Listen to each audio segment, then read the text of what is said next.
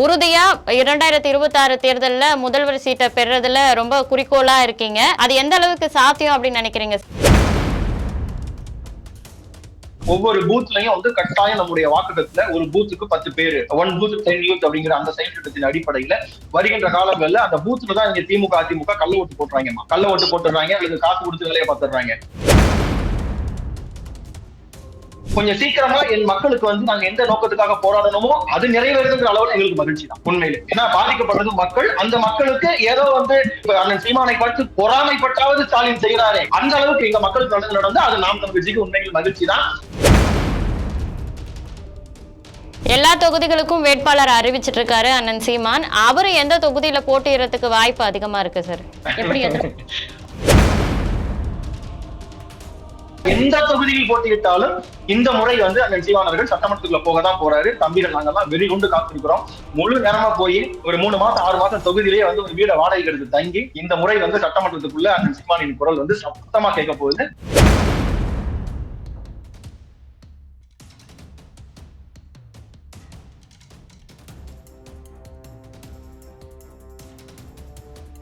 ஆளும் கட்சியா இருக்கக்கூடிய திமுகவும் சரி, பிரதான எதிர்கட்சியா இருக்கக்கூடிய அதிமுக கூட இன்னும் அவங்களுடைய வேட்பாளர் பட்டியல் அறிவிக்காத நிலையில ஒரு மாநில அந்தஸ்து பெற்ற கட்சியா மட்டும் இருக்கிற நீங்க இவ்வளவு விரைவா இந்த வேட்பாளர் பட்டியல் அறிவிக்க வேண்டிய அவசியம் எப்படி வந்துச்சு சார்? அவசியம் அதுதான்மா. என்ன செய்யுது, நாங்க ஒரு பொருளாதார ரீதியா இதெல்லாம் நாங்க ரொம்ப பிற்படுத்தப்பட்டுதான் இருக்கிறோம்.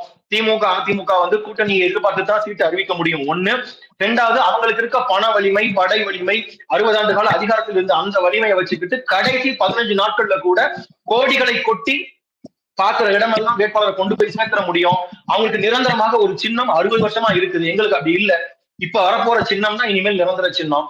அப்ப இதையெல்லாம் மனசுல வச்சுக்கிட்டு தான், கருத்துல வச்சுக்கிட்டு தான் நாம எவ்வளவுக்கு எவ்வளவு வேகமா இந்த வேலையை தொடங்கினாதான் அந்த ஓட்டத்துக்கு ஈடு கொடுத்து நம்மளால முதல் கோட்டை நம்மளால எட்ட முடியும். நாங்க இப்பவே இந்த வேலையை நாங்க ஆரம்பிச்சோம். உறுதியா 2026 தேர்தல்ல முதல்வர் சீட்டை பெறதுல ரொம்ப குறிக்கோளா இருக்கீங்க. அது எந்த அளவுக்கு சாத்தியம் அப்படின்னு நினைக்கிறீங்க சார்? இவ்வளவு விரைவா பணிகள் எல்லாம் ஸ்டார்ட் பண்ணிட்டீங்க. இன்னும் அடுத்தடுத்த திட்டங்கள் என்ன வச்சிருக்கீங்க? எந்த அளவுக்கு அது சாத்தியமாகும் சார்? இல்ல, அதுதான் இப்ப உள்கட்டமைப்பை இன்னும் திராவிட கட்சிகளுக்கு நிகராக இன்னும் வீரியமா அதை கட்டமைப்பதற்கான வேலையை அண்ணன் சீமான் அவர்கள் கடந்த சில மாதங்களுக்கு முன்பாகவே தொடங்கியாச்சு. தமிழ்நாடு முழுக்க அண்ணன் சீமான் தலைமையிலேயே போய் ஒவ்வொரு தொகுதி வாரியாக சுற்றுப்பயணம் செஞ்சு அடுத்து செய்ய வேண்டிய வேலை திட்டங்களை கொடுத்திருக்கிறாரு. அதே போல மாவட்டங்களை பிரிச்சு இருக்கிற வேலையை எல்லாரும் பகிர்ந்து கொண்டு எளிமையா செய்கிற அளவிற்கு அந்த செயல் திட்டமும் இப்ப நடந்துகிட்டு இருக்குது.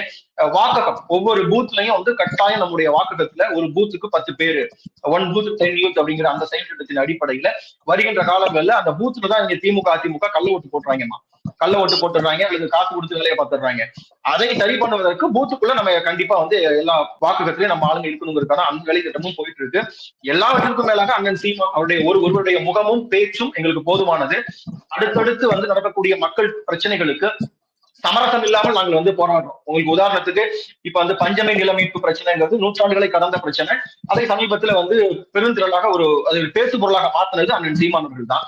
அதே போல ராமேஸ்வரத்துல கச்சத்தீவு பிரச்சனை கட்சி ஆரம்பிச்ச காலம் தொட்டு இப்போது வரை அந்த கச்சத்தீவு பிரச்சனையை உயிர் போட வச்சிருக்கிறது அண்ணன் சீமானும் நாம் தமிழர் கட்சியும் தான்.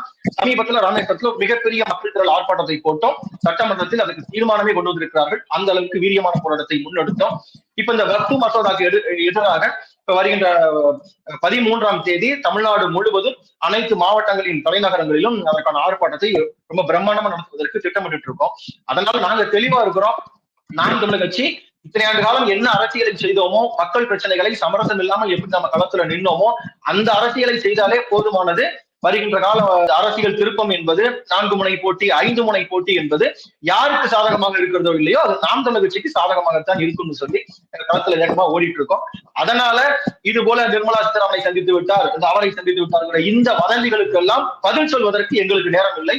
நாங்க நாம் தமிழர் கட்சி களத்தை நோக்கி நாங்க ரொம்ப வேகமா போயிட்டு இருக்கோம். இப்போ தொடர்ந்து யாரும் பேசாத, எந்த கட்சிகளும் முன்வைக்காத பல மக்கள் பிரச்சனைகளை கையில் எடுத்து நீங்க பேசுறீங்க. திரு சீமான் அவர்கள் பல மேடைகள்ல பேசுறாங்க. ஆனா அவங்க எடுக்கக்கூடிய அந்த முயற்சிகளும் அவர் கையில எடுக்கக்கூடிய அந்த மக்கள் பிரச்சனையை உடனே திமுக அரசு என்ன பண்றாங்க, அதற்கு ஒரு தீர்மானம் நிறைவேற்றது, இல்ல அவங்களுடைய அடுத்த தேர்தலுக்கான வாக்குறுதியில அதை ஒரு இணைப்பா சேர்க்கிறது. இந்த மாதிரி நீங்க எடுக்கிற பிரச்சனைகள்லாம் அவங்க கையில் எடுத்து அதிகார பலத்தால கையில் எடுக்கும் பொழுது அது உங்களுக்கு ஒரு பின்னடைவா பார்க்கப்படுதா சார்? இல்ல, எங்களுக்கு பின்னடைவா அப்படிங்கறத தாண்டி 26க்கு அப்புறமா நாங்க வெற்றி பெற்று வந்து அந்த கோரிக்கைகளை வந்து நாங்க நிறைவேற்றதான் போறோம். அதைத்தான் நாங்க வீரியமா களத்துல பேசிட்டு இருக்கோம் அண்ணன் சீமான் தலைமையில. அதை வந்து ஒரு சுயலாபத்துக்காக, வாக்கு அரசியலுக்காக, இனிமேல் இந்த பிரச்சனையை நாம வந்து சரி செய்யலைன்னா அடுத்த முறை வாக்கு விழாதுங்கிற அடிப்படையில 10 பேசணும்னா அதுல ஒரு 4 விஷயத்த ஸ்டாலின் அவர்கள் செய்யறாரு. நாங்க எப்படி பாக்குறோம்னா, குறைந்தபட்சம் கொஞ்சம் சீக்கிரமா என் மக்களுக்கு வந்து நாங்க எந்த நோக்கத்துக்காக போராடணுமோ அது நிறைவேறுதுங்கிற அளவுல எங்களுக்கு மகிழ்ச்சி தான் உண்மையிலே. ஏன்னா பாதிக்கப்படுறது மக்கள். அந்த மக்களுக்கு ஏதோ வந்து இந்த இப்ப அண்ணன் சீமானை பார்த்து பொறாமைப்பட்டாவது ஸ்டாலின் செய்யறாரே, அந்த அளவுக்கு எங்க மக்களுக்கு நல்லது நடந்து அது நாம் தமிழ் கட்சிக்கு உண்மையில் மகிழ்ச்சி தான். அதனால வந்து துண்டு சீட்டை பார்த்து பேசுறவங்க செய்யறதுக்கும் நிறைய வித்தியாசம் உண்டு. அவங்க செய்யறதுல எனக்கு மாறுபட்ட கருத்துக்கள் உண்டு. ஆனால் இந்த முன்முயற்சிக்கு முதலில் வாழ்த்துக்கள். வருகின்ற காலத்தில் அண்ணன் சீமான் வந்து இந்த இதுல இருக்கக்கூடிய குறைகளையும் சரி செய்து கொடுப்பாருங்கிறது நாங்க நம்புறோம். அதற்கு ஒரு மிகப்பெரிய உதாரணமா இப்ப கச்சத்தீவு விவகாரத்தை தீர்மானம் ஏற்றி நிறைவேற்றி இருக்காங்க. அதை எப்படி பாக்குறீங்க சார்? கச்சத்தீவு மட்டுமல்ல, கச்சத்தீவு பிரச்சனை உங்களுக்கு தெரியும். இப்போ இல்ல 2010லயே வந்து அண்ணன் சீமான் அவர்கள் வந்து வெளிப்படையா சொன்னாரு, தமிழ் மீனவனை நீ தொட்டன்னா உன் சிங்கள மாணவனை நான் தூக்குவேன்னு சொல்லி பேசி தேசிய பாதுகாப்பு சட்டத்துல வழக்கு வாங்கி வெளியூர் சிறையில் அடைக்கப்பட்டாரு. அது அப்போ இருந்து இப்ப வரை தொடர்ச்சியாக அந்த பிரச்சனையை வந்து நீர்த்து போயிடாம வீட்பட வச்சிருக்கிறது நாங்க தான். அந்த அடிப்படையில இப்ப அதை தீர்மானமா போட்டிருக்காங்க. இது மட்டும்தானான்னு கேட்டா இல்ல. அதே போல இன்னைக்கு வந்து தமிழ்ல தான் பெயர் பலகை வைக்கணும்னு சொல்லி ஒவ்வொரு மாவட்ட ஆட்சியரா அறிவிச்சுட்டே வர்றாங்க. நீங்க பாத்திருப்பீங்க, எங்க நாமக்கல் மாவட்டம், திருவண்ணாமலை மாவட்டம் அறிவிச்சுக்கிட்டே வர்றாங்க. இந்த இதையும் உங்க எல்லாருக்குமே தெரியும். இந்த தமிழில் தான் பெயர் பலகை வைக்க வேண்டும் என்பதை இன்றல்ல நேற்றல்ல கட்சி ஆரம்பித்த காலம் தொட்டு தொடர்ச்சியாக தமிழ்நாட்டில் ஆட்சி மொழி, அலுவல் மொழி, வழிகாட்டு மொழி, வழிபாட்டு மொழி அத்தனையும் தமிழில் தான் இருக்க வேண்டும். ஒரு மான தமிழனாக, மரத்தமிழனாக சீமானாகிய நான் அதிகாரத்துக்கு வந்தால் செய்வேன் அப்படின்னு சொல்லி திரும்ப திரும்ப பேசியது அண்ணன் சீமான் தான். இப்போது அது வந்து செயல்பாட்டுக்கு வருவதை போல ஒரு வேலை நடந்துகிட்டு இருக்கு. இதே போல தமிழில் குடமுழுக்கு, நம்முடைய பாட்டன் சிவனுக்கோ நம்முடைய பாட்டன் முருகனுக்கோ தமிழை காக்கத்தான் நாம் வந்தோம்னு பாடிய அவ்வையினுடைய பாட்டை கேட்க வந்த முருகனுக்கு இன்னைக்கு பாருங்க, மருதமலை முருகனுக்கு தமிழில் குடமுழுக்கு வேணும்னு சொல்லி தமிழ்நாட்டுக்குள்ள மானத்தமிழன் அண்ணன் சீமானின் தலைமையில் போராடியதற்கு பின்பாக நாங்கள் போய் நீதிமன்றத்தில் வழக்கு போட்டதற்கு பின்பாகத்தான் அந்த உத்தரவையே வாங்க முடியுது.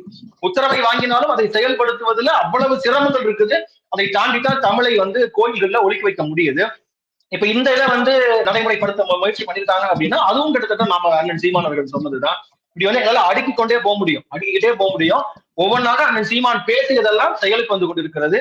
அந்த அளவிற்கு ஏதோ ஓரளவு பார்த்தாது பொறாமையிலாவது செய்யறாரு ஸ்டாலின். அதனால ஓரளவுக்கு ஒரு பாதி வாழ்த்துக்களை அவருக்கு சொல்லலாம். இப்போ 25 தொகுதிகளுக்கு வேட்பாளர்களை அறிவிச்சிருக்கீங்க. முழுமையான வேட்பாளர் பட்டியல் எப்போ தயாராகும் சார்? வந்துடும். இப்ப அடுத்தடுத்து வந்து இப்ப அடுத்ததாக ஒரு 60 தொகுதியில மீதமிக்க தொகுதிகளுக்கு அடுத்தடுத்து அண்ணன் அதான் சொன்னால சுற்றுப்பயணம் போய்கிட்டே இருக்கிறாரு. அந்த கட்டமைப்பெல்லாம் சரி பண்ணிக்கிட்டே வர்றாரு. அப்படி சுற்றுப்பயணம் போகும்போது களத்துல இறங்கி அந்த தொகுதியில யாரை நிப்பாட்டினா சரியா இருக்கும் அப்படிங்கிறத அண்ணன் சீமானே நேரடியாக ஆய்வு செஞ்சுதான் சரி அப்படின்னு தம்பி நீங்க வேலை பாருங்க, தங்கை நீங்க வேலை பாருங்க, அந்த தொகுதியில அந்த அக்காவை வச்சு வேலை பாருங்க அப்படின்னு சொல்லி அண்ணன் சீமான் அறிவிச்சுக்கிட்டே வர்றாரு.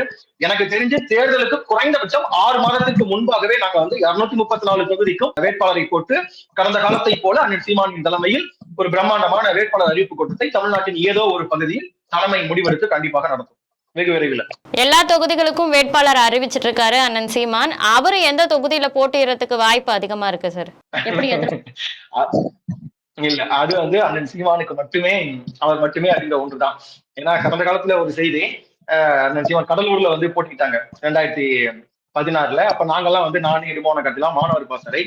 அப்ப நாங்கெல்லாம் சேர்ந்து கடலூர் தொகுதியில போட்டிட்டா வெற்றி வாய்ப்பு, பெரிய தொகுதியும் கூட வேலை பார்க்கறது எப்படி, அப்ப வந்து நம்ம வந்து வேற ஏதாவது ஒரு தொகுதியில சின்ன தொகுதியில நின்னா வேலைக்கு எளிமையா இருக்குமே, அண்ணன் சீமானை சட்டமன்றத்தில் அனுப்பிடலாமேன்னு சொல்லி நாங்கெல்லாம் ஒரு கடிதம் எழுதி கொண்டு போய் கொடுத்தோம். கொடுத்ததுமே அண்ணன் வாங்கினதுமே என்னடா மொத்தமா கிளம்பி வந்திருக்கீங்க அப்படின்னாரு. என்ன கடிதம் அப்படின்னாரு. இந்த மாதிரி தொகுதியை நீங்க மாத்தி போட்டுட்டு சம்பந்தமானு சொன்னோம். போய் வேற வேலையை பாருங்க, நான் போகிறேன், அந்த வேலைகளை பாருங்க, அண்ணனுக்கு தெரியும் அப்படின்னு சொல்லி நின்னாரு. அப்ப அண்ணன் ஒவ்வொரு முறையும் கடந்த முறை திருவொற்றியூர் தொகுதி தேர்ந்தெடுத்தாரு. ஒவ்வொரு முறை ஒவ்வொரு தொகுதி தேர்ந்தெடுப்பதற்கு பின்பாக சில காரணங்கள் எல்லாம் இருக்கிறது. அது தலைமைக்கு மட்டுமே தெரிந்த ஒன்று. அதனால எந்த தொகுதியில் போட்டியிட்டாலும் இந்த முறை வந்து அண்ணன் சீமான் அவர்கள் சட்டமன்றத்துக்குள்ள போகதான் போறாரு. தம்பிகள் நாங்கெல்லாம் வெறி கொண்டு காத்திருக்கிறோம். முழு நேரமா போய் ஒரு 3 மாசம் 6 மாசம் தொகுதியிலேயே வந்து ஒரு வீட வாடகைக்கு எடுத்து தங்கி இந்த முறை வந்து சட்டமன்றத்துக்குள்ள அண்ணன் சீமானின் குரல் வந்து சத்தமா கேட்க போகுது. அது நீங்க எல்லாம் பார்க்கலாம் போறீங்க. அது எந்த தொகுதின்னு ஒரு ஹிண்ட் கொடுத்தா நல்லா இருக்கும் அப்படின்னு நினைக்கிறோம் சார். வெகு விரைவில் அண்ணனே அறிவிப்பார் மாத்தங்க. இவ்வளவு நேரம் நேர்காணல்ல இணைந்து எங்களுக்காக பல கேள்விகளுக்கு விளக்கமான பதில்கள் அளிச்சதுக்கு ரொம்ப நன்றி சார். ரொம்ப நன்றி.